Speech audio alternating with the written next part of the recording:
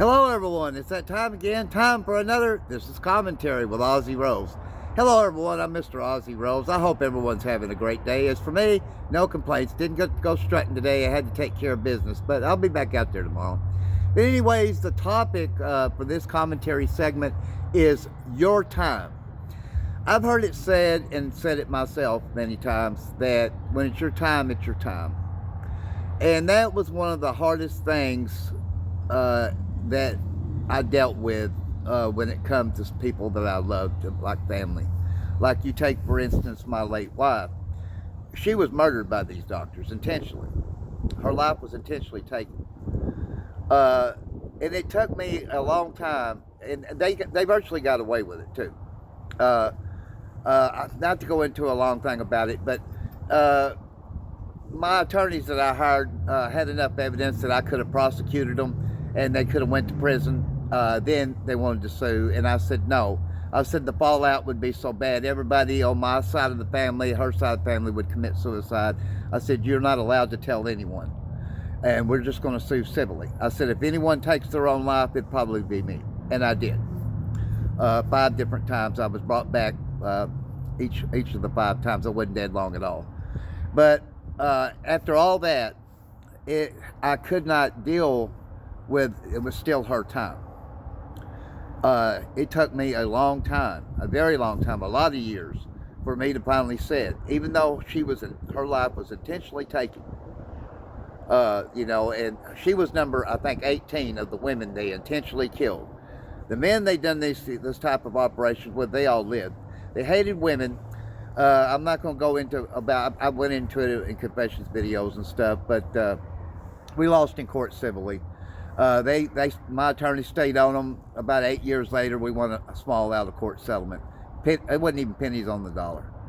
So, but anyways, after all that, I could not deal with it. It was still, her time. Even though she was murdered by these doctors, it was still her time no matter what. And it really took me until about, I guess you could say, about 4 to 5 years ago to finally say, hey, no matter what, even though she was murdered, it was still her time. And that's what it was. We all have a time to live, as you know, and we all have a time to die. Now, I've been dead 5 times. I know the 6th time is probably going to be it. The old man, as I call him, my Lord and Savior, is going to say, hey, it's time to come home.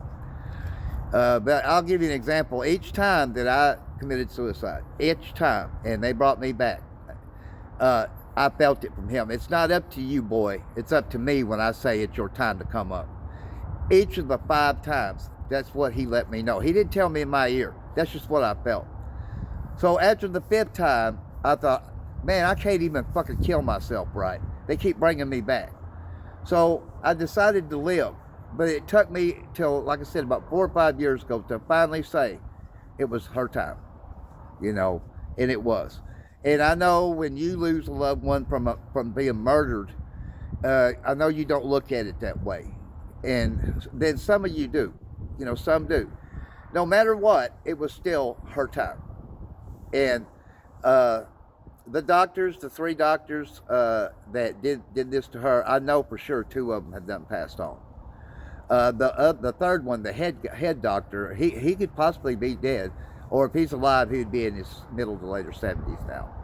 So, and I forgave him. I have to forgive too, to be a Christian man. So I forgave him, and I tried to get her not to do this damn operation. I told her, I said, you won't live. I'm telling you, you know the gift I have, and don't lie, and she said, well, don't say nothing else about it. You'll have me afraid going in the night. I said, I'm telling you the truth. You will die. And that's what happened, That was hard for me to live with too, because I tried everything I could to get her not to do this fucking operation, and I did. And she knew that gift I had.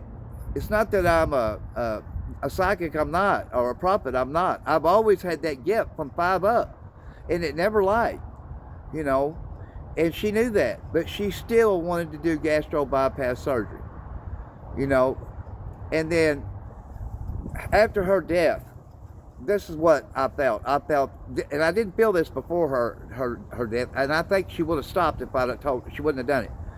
If I would have told her, look, if you go through with this operation, I will leave the minute you do it, and I will not come back because you will not survive it, and I'm not going to watch the fallout on both sides of the family. And if I would have told her that, she would have said she wasn't going to do it because she would have done anything to keep me there. And that bothered me for so many years that I didn't think to tell her that.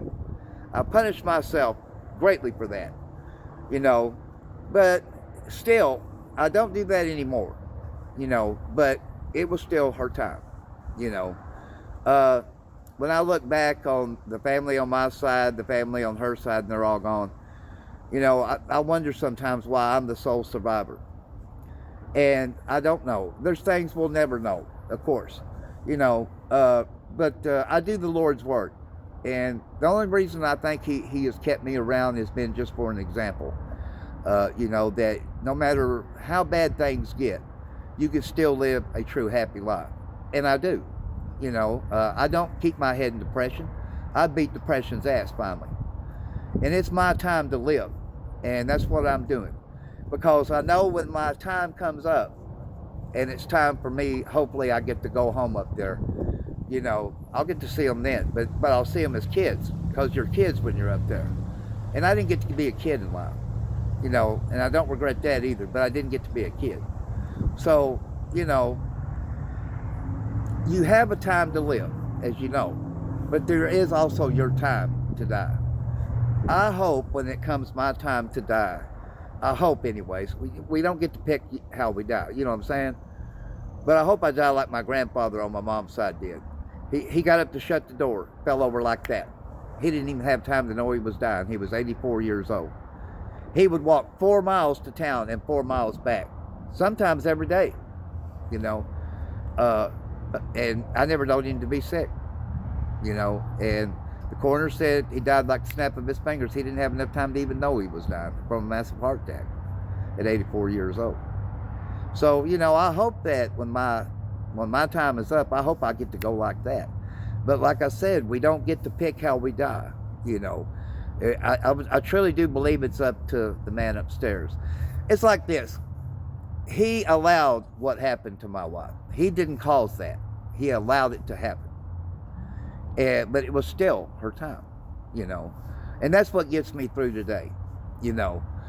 When my mother intentionally committed suicide from a 14 or 15-year addiction to pills because of me, that was hard for me to live too. But I look at it now, it was her time. She was afraid I was going to figure out that my mother and my father was first cousins, you know, and she was afraid I'd commit suicide with a gun this time for a 6th time. But how could I when they made me? So even though my mother intentionally committed suicide with pills, it was still her time, you know. He allowed that to happen. He didn't cause that. The Lord didn't cause that to happen. There's things he allows to happen.